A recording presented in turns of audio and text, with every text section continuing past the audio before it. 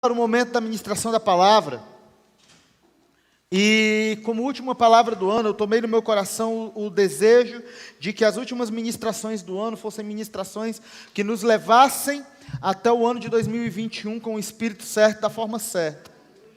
E eu tive a graça dessa semana de ter um tempo de descanso, foi Natal. Aliás, como foi o teu Natal? Foi bênção? O meu foi bênção, o teu foi bênção também? Glória a Deus.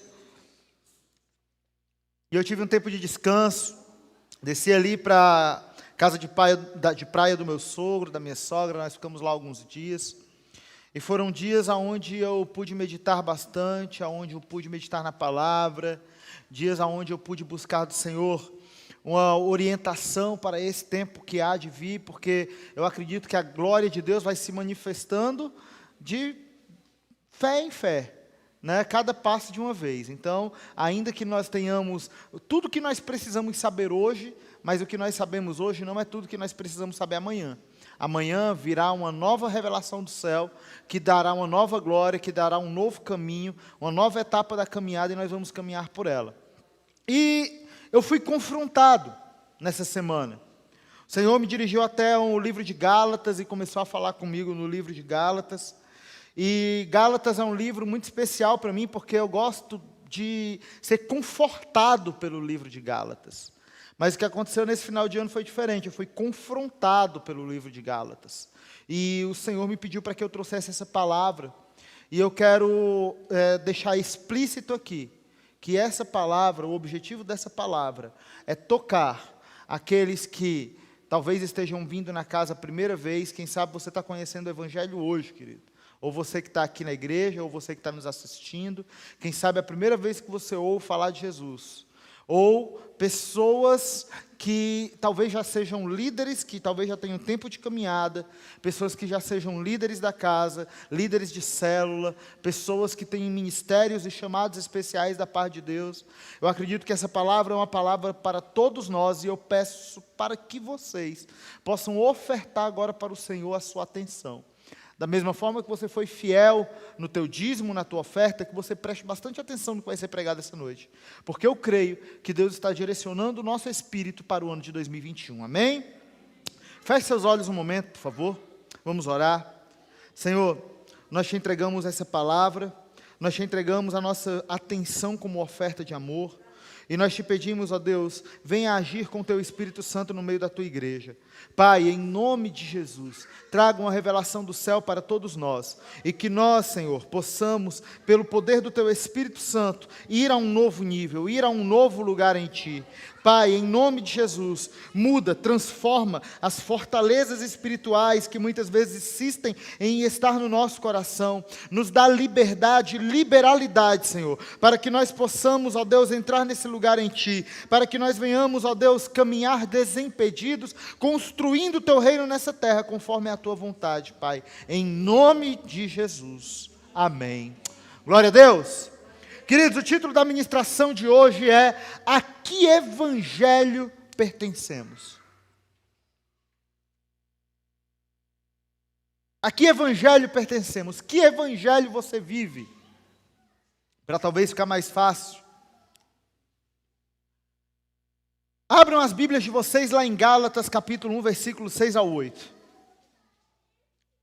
Vamos ler ali Gálatas e depois vamos começar a discorrer.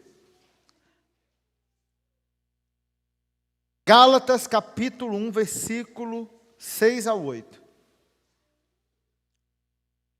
Diz o seguinte: admiro-me de que vocês estejam abandonando tão rapidamente aquele que os chamou pela graça de Cristo, para seguirem outro evangelho que na realidade não é o evangelho.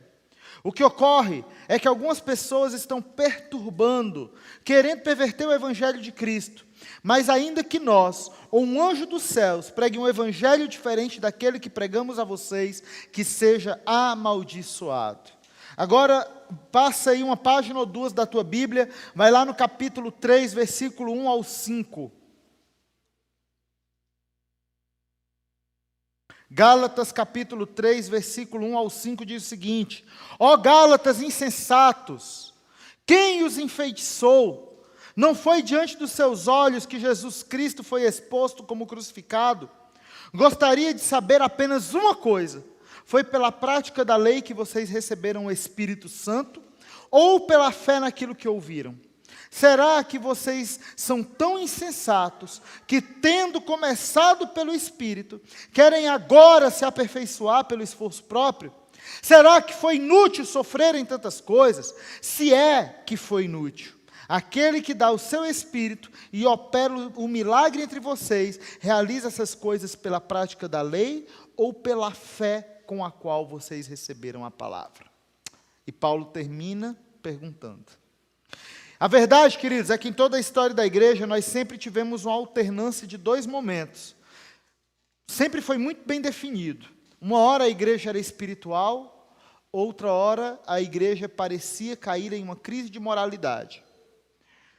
Quando a igreja começou ali, mais ou menos por volta do ano 34, quando nosso Senhor Jesus foi crucificado e depois ascendeu aos céus, e a igreja estava debaixo da liderança dos 12, a igreja era simplesmente e unicamente espiritual.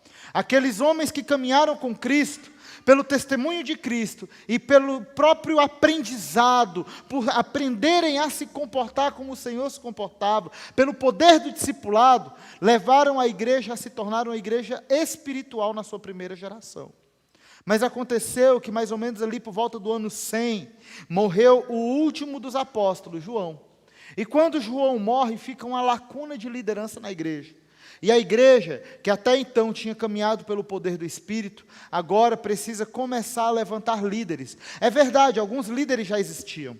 Paulo, Timóteo, Apolo, depois se levantaram outros, homens de Deus que foram levando o evangelho adiante.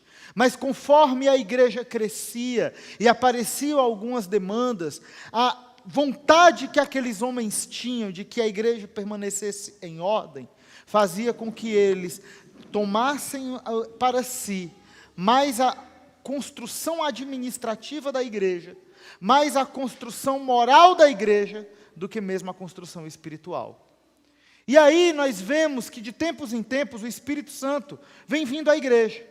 E sempre que você ouve falar de um grande despertamento, ou um grande avivamento na história da igreja, desde a igreja primitiva até hoje, o que você vai estar ouvindo falar, na verdade, é um momento em que o próprio Deus intervém na igreja, para que a igreja volte a ser uma igreja espiritual, desperte e deixe de ser uma igreja simplesmente moral.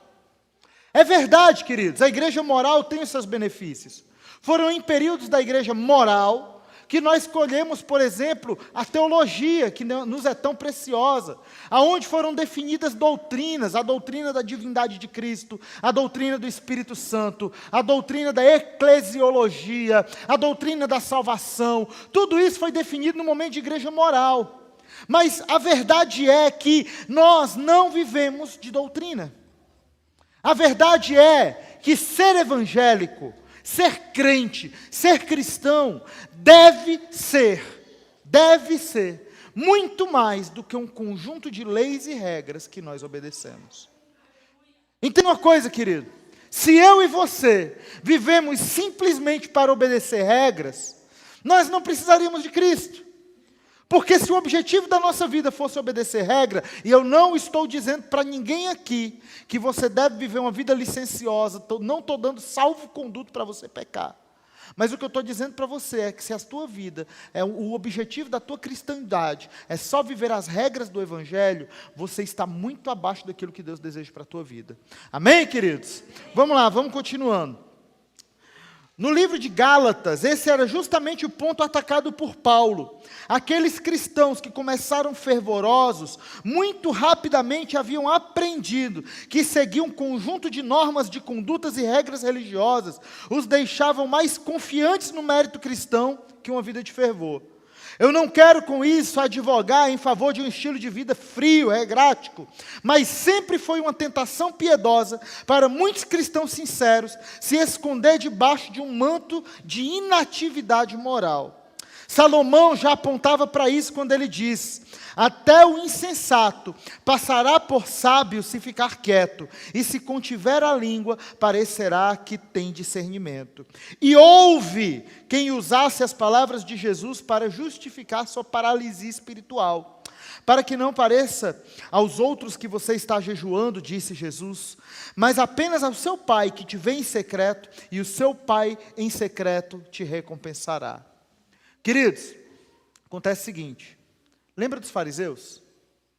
Os fariseus, os judeus da época de Jesus, eles entenderam que era muito bom duas coisas. Primeiro, parecer santo, e depois mandar que os outros fossem santos. Mas não era tão fácil e nem tão bom assim ser santo.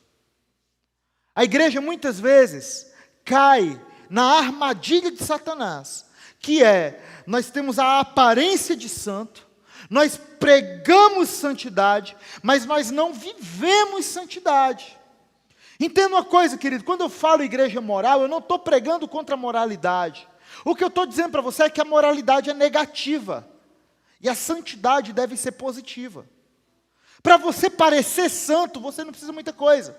Se você se trancar na tua casa a semana inteira, e você não se mostrar para ninguém, e você só sair no domingo para vir para o culto, e aqui no culto você disser para as pessoas, paz do Senhor, irmão, glória a Deus, aleluia, querido, todo mundo vai imaginar você como crente perfeito. Porque para você viver um evangelho moral, basta duas coisas. Primeiro, você fugir do pecado. Ou segundo, você esconder muito bem o pecado que você insiste em cometer. E aí, nós achamos ou somos tentados a achar que isso é o suficiente. E nós esquecemos que não é pelas nossas obras que nós somos justificados. Mas nós somos justificados pela fé. E aí é que começa o problema. Porque ao sermos justificados pela fé, querido, e a fé, assim como a santidade, é um ato positivo, nós não podemos nos achegar diante de Deus, ou diante de homem algum, alegando moralidade, e alegando que nós somos bons, simplesmente porque nós temos um título, seja de crente, ou seja de filho de Deus, ou seja de lar do que for, ou talvez de líder, ou quem sabe sei lá do que, pastor. Não dá para eu chegar para você e dizer assim, ei irmão, eu tenho autoridade. Por quê? Porque eu sou pastor. Você vai dar de ombros e dizer, e daí? Não dá para você chegar para uma pessoa e dizer assim, ei, eu venho pregar Jesus para você, porque eu tenho autoridade. A pessoa vai olhar para você e dizer, e daí? Querido, entenda uma coisa. A palavra de Deus nos diz em Efésios, lá no capítulo 2, versículo 10, que nós fomos separados para as boas obras. Então, é impossível que nós, ao viver o verdadeiro evangelho, nós não venhamos efetuar as boas obras que Cristo nos mandou fazer. Só que aí tem outro problema da igreja. A igreja, e na verdade isso não é tanto um problema quando é vivido da forma certa, na verdade é até uma bênção, mas muitas vezes também esconde muita gente naquela capa do ativismo ministerial. A igreja aprendeu que boa obra é caridade. A igreja aprendeu a cuidar do pobre, a cuidar da viúva, a cuidar do necessitado. E nada disso está errado. Mas a igreja esqueceu que as primeiras boas obras que nós precisamos fazer são a prática da oração, a prática do jejum, a prática da comunhão, a prática do compromisso. Como assim a prática do compromisso, pastor? Estarmos compromissados com Cristo. Estarmos compromissados com a vontade de Deus. Gente, todas as vezes que a igreja se torna uma igreja simplesmente moral, a igreja se torna egoísta. Porque a igreja não está interessada no reino de Deus. A igreja está interessada em seus títulos. A igreja está interessada em crescer para se tornar mais poderosa. E quando eu falo a igreja, eu falo cada um de nós. Estamos interessados, quem sabe, nos nossos cargos, ou interessados naquilo que nós vamos mostrar para as pessoas, do quanto nós somos bons. É nisso que a igreja se importa, quando a igreja se torna simplesmente moral e apaga o Espírito de Deus.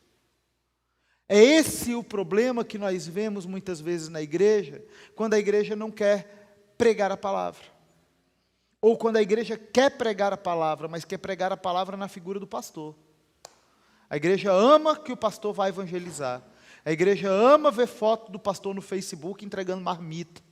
E aí a igreja ama e diz assim, nossa, olha só, eu faço parte dessa história porque o meu dízimo possibilitou que a gasolina do carro do pastor tivesse em dia para ele ir lá entregar aquela marmita.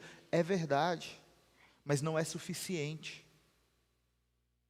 Ah, olha só que legal, o meu pastor é ativo, o meu pastor, a minha igreja faz um trabalho social, tem um grupo lá na igreja, um grupo de evangelismo, um grupo de trabalho social, e eles são lindos, eles cuidam de pessoas, eles tocam pessoas, mas a minha pergunta é, e você? Ou então vamos diferente. Nossa, na minha igreja tem um grupo de intercessão. Existe um grupo de pessoas que ora antes do culto, ou que ora toda semana, para que o Espírito Santo se manifeste naquele lugar. E nossa, eu colho os benefícios desse grupo de intercessão. Que linda prática tem a minha igreja. Tá, mas você está inserido dentro dessa prática? Sabe, amados, o que eu quero dizer para vocês é que todo o avivamento do Espírito Santo na nossa vida, ele requer de nós uma atitude prática, não só teórica. Sabe, é impossível que nós realmente venhamos a nos preocupar em fazer a vontade de Deus, se nós não começarmos a viver a vida que Deus nos manda viver. Sabe, querido, deixa eu te perguntar, não precisa me responder, mas responda para você mesmo. Você ora pela manhã? Você tem um tempo com Deus pelas manhãs? Você tem um tempo com Deus ao anoitecer? Você cumpre Salmo capítulo 1, versículo 1? Você medita na palavra de Deus dia e noite? Você cumpre Josué capítulo 1, versículo 8 ou 9, não, versículo 8 ou 9, não me engano, acho que é um desses dois. Você medita nas palavras da lei dia e noite? Você faz da tua vida, da essência da tua vida, uma vida realmente cristã? Ou será que para você o evangelho é apenas um evangelho de conveniência, de quando as coisas parecem estar mais difíceis? Ou será que você tem lembrado de Jesus no momento da luta, no momento da prova, no momento do desafio, mas no momento onde você precisa pregar para a tua família e levar um evangelho verdadeiro na tua casa? Sabe o que é? Eu estou tão cansado. Eu trabalhei tanto hoje. Como está o teu compromisso para com o reino de Deus? Como está o teu compromisso para com a casa de Deus? Como está o teu compromisso para com os perdidos? Querido, você já pregou o evangelho para alguém? Você já ganhou uma pessoa para Jesus? Você já se importou em ser capacitado, ou quem sabe, não seja nem a palavra certa ser capacitado, mas você já se importou em ser desafiado e responder sim ao desafio de levar o evangelho para uma outra pessoa? Ou será que se Jesus caminhasse hoje pela terra e olhasse para você, ele não iria falar algo muito semelhante ao que ele falou para os fariseus da época? Querido, lá em Mateus 23, 27, 29, você não precisa abrir. Querido, tem uma advertência para nós. E a advertência é: ai de vocês, mestres da lei e fariseus, hipócritas, vocês são como sepulcros caiados, bonitos por fora, mas por dentro estão cheios de ossos de todos os tipos de imundície. Assim são vocês, por fora parecem justos ao povo, mas por dentro estão cheios de hipocrisia e maldade. Ai de vocês, mestres da lei e fariseus, hipócritas, vocês edificam o túmulo dos profetas e adornam os monumentos dos justos. E daí eu vou voltar alguns capítulos. Mateus 5:20, Jesus diz o seguinte: pois eu digo que, se a justiça de vocês não for muito superior à dos fariseus e mestres da lei, de modo nenhum entrarão no reino dos céus. Pense comigo. Você vem para a igreja, mas você fala palavrão em casa.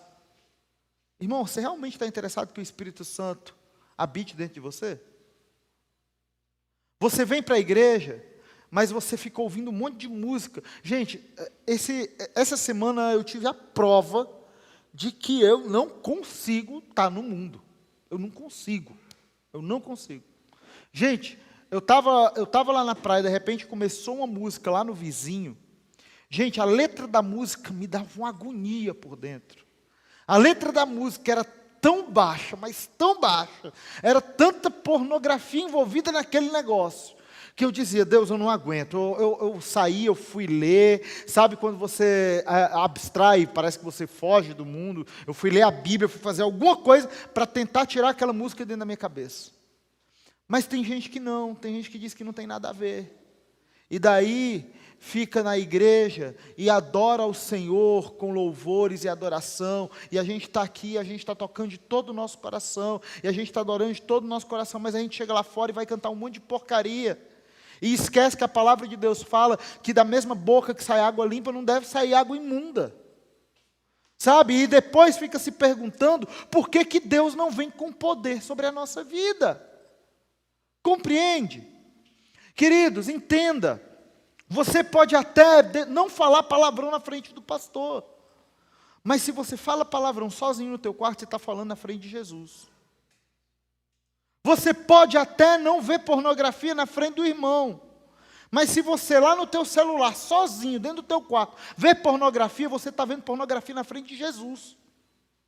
Você pode não mentir para um irmão da igreja.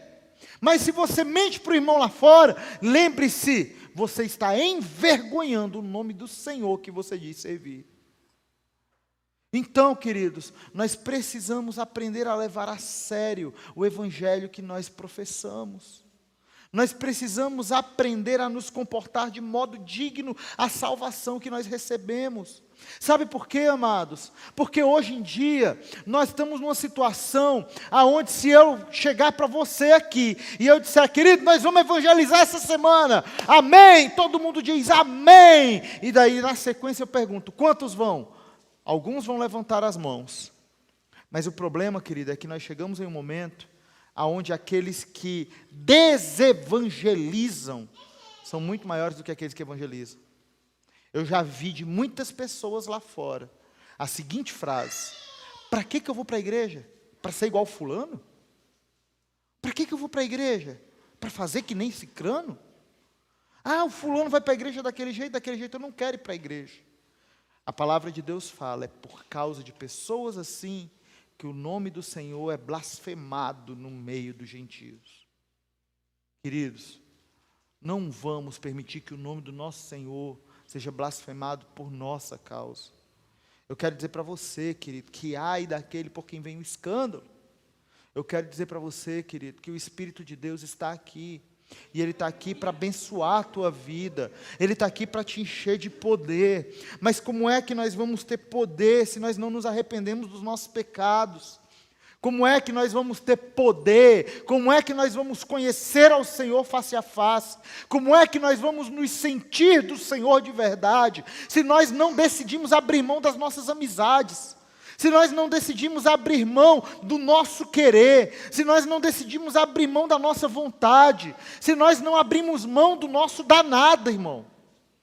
Ah, não, eu sou crente, mas, sabe, só esse filme aqui, tá certo, eu sei que as cenas são pesadas, mas dá nada, eu pulo a cena. Irmão, não assiste. De verdade, eu estou aumentando o nível aqui, porque eu quero que essa igreja caminhe em santidade. Sabe?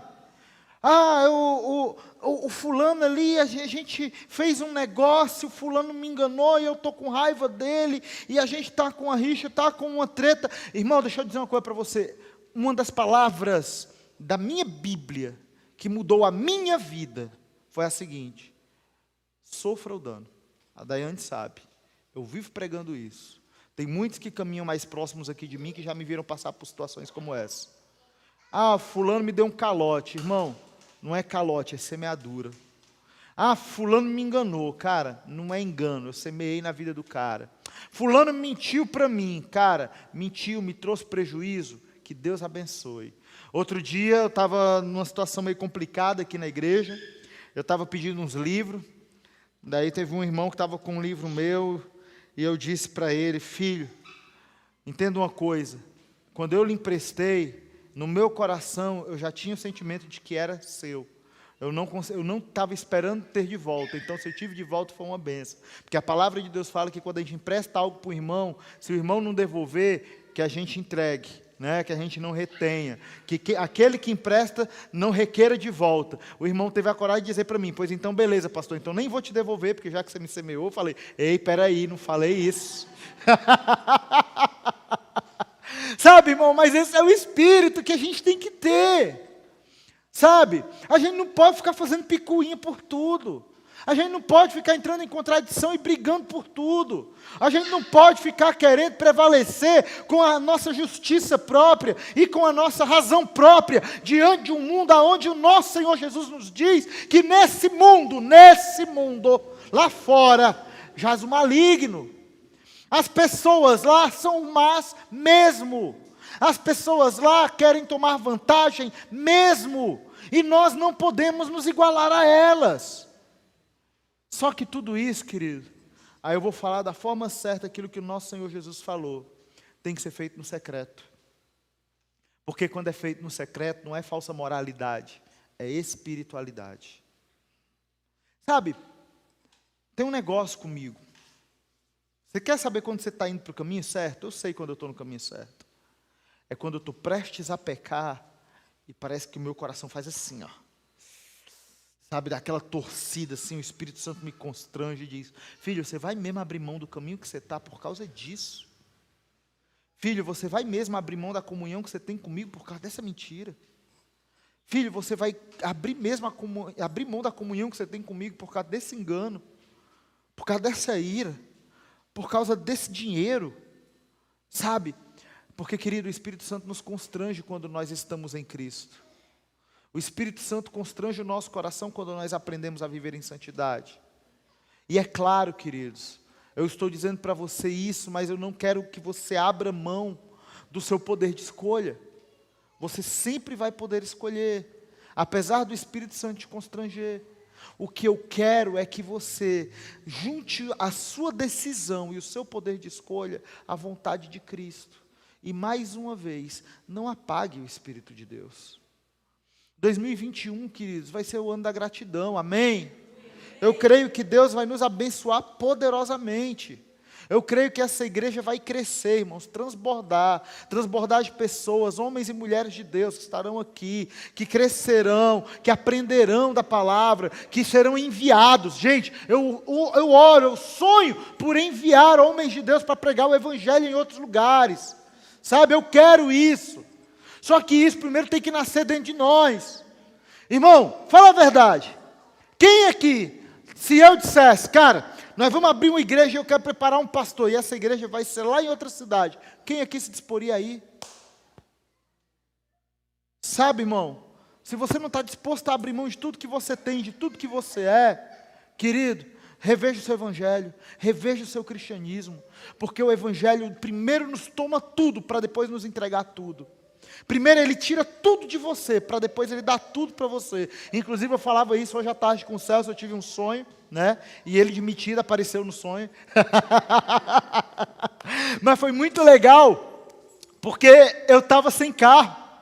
E um homem de Deus, que eu amo e admiro muito, me deu carona no sonho, e eu estava indo no carro daquele homem de Deus. E a gente foi para uma conferência, e na volta eu pedi carona para o Celso, porque o meu carro estava quebrado, mas o dele não estava. E daí eu pedi carona para ele, e daí o homem de Deus disse: não, faz assim, vem comigo, não vai de carona com ele, e chama ele para vir com a gente, e daí vai nós três conversando no caminho de volta. Falei, beleza. E o carro deste homem de Deus era 1000 vezes melhor do que o nosso, gente. Era um negócio magnífico, incrível, sabe? E eu acredito que isso retrata muito do que é a vida cristã. Querido, entenda uma coisa, se você não chegar no ponto de você perder tudo, de entregar tudo, você nunca vai receber tudo. Se você não chegar ao ponto de entregar tudo de você, pastor, está dizendo que eu tenho que dar todo o meu dinheiro para a igreja? Não! O que eu estou dizendo é que tudo que você tem, tudo que você é, tem que estar à disposição do reino. Gente, eu tenho firme no meu coração, o dia que o Senhor me pedir o meu carro, eu tiver que andar a pé, para me comprar um terreno, ou fazer qualquer outra coisa para a igreja, vai. O dia que Deus pedir o meu dinheiro, o que eu tiver, para construir algo no reino de Deus, irmão, vai. E eu só hoje colho as bênçãos e os benefícios do Senhor, porque primeiro eu entreguei tudo para o Senhor. A minha vida não é mais minha, a minha vida agora é dele. E isso é o objetivo de vida para cada um de nós. A tua vida não é tua, irmão, tua vida é de Cristo. Então para de pecar com a vida de Cristo. Para de ser covarde com a vida de Cristo. Para de ter medo com a vida de Cristo. Se a vida não é mais tua, a vida é dele. Deixa ele comandar, porque ele vai te levar para lugares altos. Sabe, irmão, o teu ministério está em Jesus. Entende? O teu ministério está em Cristo. Quantos aqui têm sonhos ministeriais? Por favor, eu quero ver você. Quantos têm sonhos ministeriais? Querido, se você tem sonho ministerial, eu sinto informar você. Mas a concretização do teu sonho não está em mim, está em Jesus. Não sou eu que vou dar para você o que você quer, é Jesus. Então você só precisa fazer uma coisa, irmão. Persevera no caminho que Ele te deu. Aumenta a aposta, entrega mais. Quando estiver doendo, faz mais. Quando você achar que está bom e que já entregou tudo, entrega um pouco mais. Aumenta o nível do compromisso. E você vai ver como Ele não vai te levar adiante, como Ele vai te levar além. Mas sem essa entrega, queridos, sem essa verdadeira santidade, sem essa verdadeira busca da intimidade para com o Senhor, nós não podemos avançar. Então esse ano, irmãos, eu tenho firme o propósito no meu coração, que nós vamos começar da melhor forma e da única forma possível, para que nós possamos alcançar coisas grandes no Senhor. Nós vamos começar cavando um pouco mais. Nós vamos começar cavando um pouco mais, porque eu aprendi que o rio de Deus é um lençol freático. Eu aprendi que para encontrar o rio de Deus a gente cava bem fundo, e depois que a gente encontra, ele enche a nossa cisterna. Compreende? Então esse ano nós vamos cavar em santidade, irmãos. Esse ano nós vamos cavar em oração. Esse ano nós vamos cavar em busca. Nós vamos buscar o Senhor até que Ele venha. Eu vou tomar emprestado para a minha ministração aqui o título de um livro que eu já li e que eu amo. Nós vamos caçar ao Senhor. Nós vamos ser caçadores de Deus. Então, por favor, irmão, faça parte desse movimento. Porque esse movimento é um movimento da igreja. Mas ele só é um movimento da igreja porque ele é um movimento seu. Quando você for chamado à oração, venha. Quando você for chamado para buscar o Espírito Santo, venha. Quando você for chamado para a vigília, venha. Quando você for chamado para os seminários, venha. Quando você tiver uma oportunidade de se colocar de joelho na frente desse altar, se coloque, mas busque ao Senhor como se Ele fosse tudo que você tem, porque Ele é. E aí, queridos, a gente sai daquela história do, mas eu não estou em pecado. Irmão, é muito raso não estar em pecado. Nós precisamos de santidade. Nós precisamos de busca. Nós precisamos de entrega. Porque é só nesse ambiente onde nasce o amor necessário para tocar o mundo e entregar esse mundo como oferta nas mãos do nosso Senhor. Eu sei que esse é um desejo teu. Se ainda não é, deve ser. Queridos, o Evangelho, o verdadeiro Evangelho, só deve ser vivido, só pode ser vivido de uma forma espiritual. Amém, amados? Amém. Eu quero convidar você a ficar de pé aí onde você está.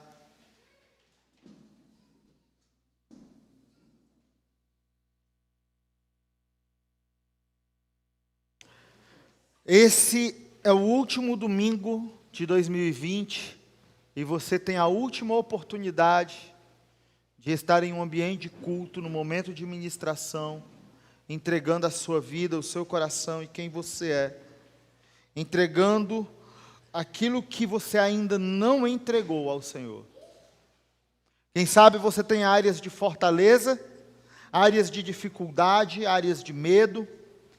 Quem sabe hajam áreas no seu coração que você ainda não perdeu o controle, que você ainda não deu o controle para o Senhor. Eu quero dizer para você que é justamente essas áreas que o Senhor quer de você. Queridos, chega de se esconder dentro de nós mesmos. Chega de se esconder e achar que vai passar. E achar que uma hora vai dar jeito. E achar que uma hora por si só se resolve. Ei, não é assim. Eu volto no final dessa ministração, aquela palavra que eu falei lá no começo. Os covardes não herdam o reino dos céus. E nós como filhos, eu e você como filhos, podemos entrar em um lugar de confronto, onde nós confrontamos a nós mesmos, e onde nós podemos fazer uma entrega mais profunda. Eu quero pedir aí ao pessoal da mídia, só para colocar um fundo musical, não precisa vir o louvor. Eu quero te convidar a fechar os teus olhos nesse momento e a se arrepender, irmão.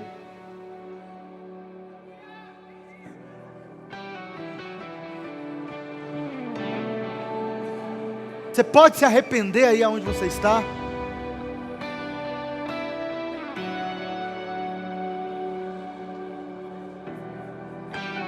Você pode dizer: Jesus, eu preciso viver de uma forma diferente. Eu quero ir mais fundo, eu quero ir mais profundo. Eu quero conhecer mais do Senhor, eu quero conhecer mais do Teu Espírito Santo. Eu quero abandonar, ó Deus, o moralismo. A minha fé não é uma fé simplesmente moral.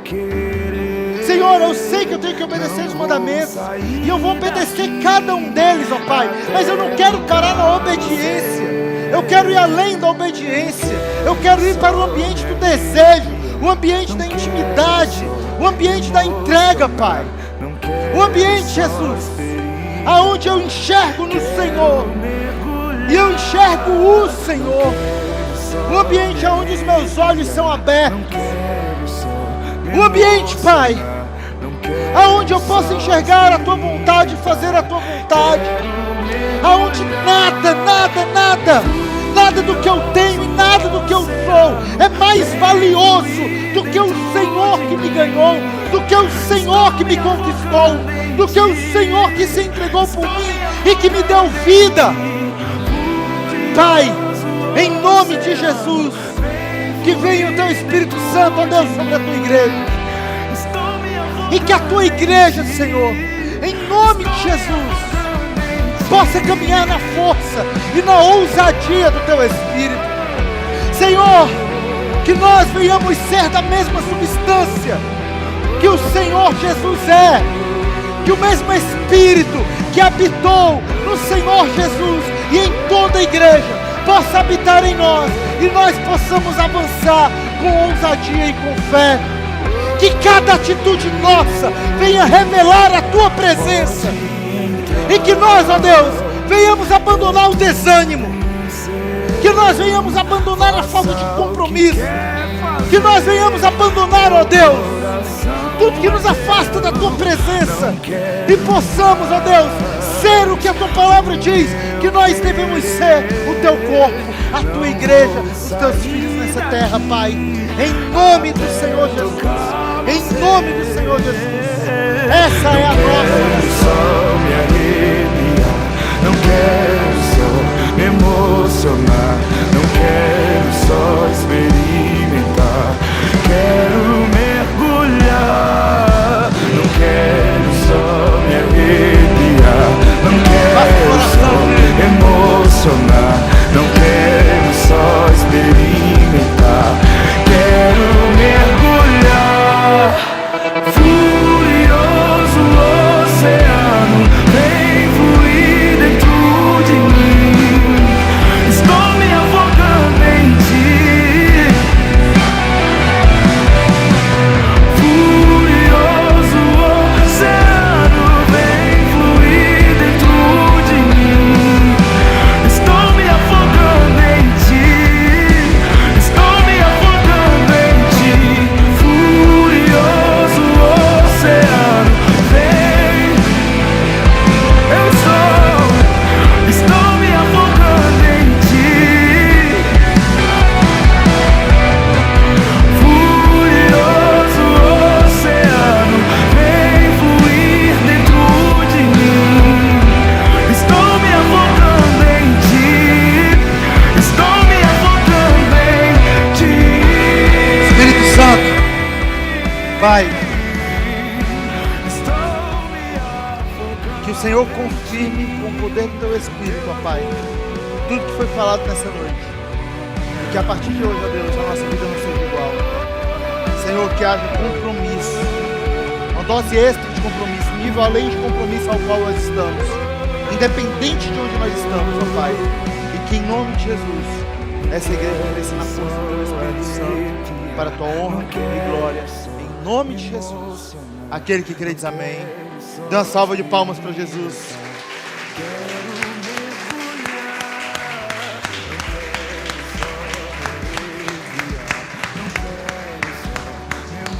Amém, amados? Pode sentar um pouco.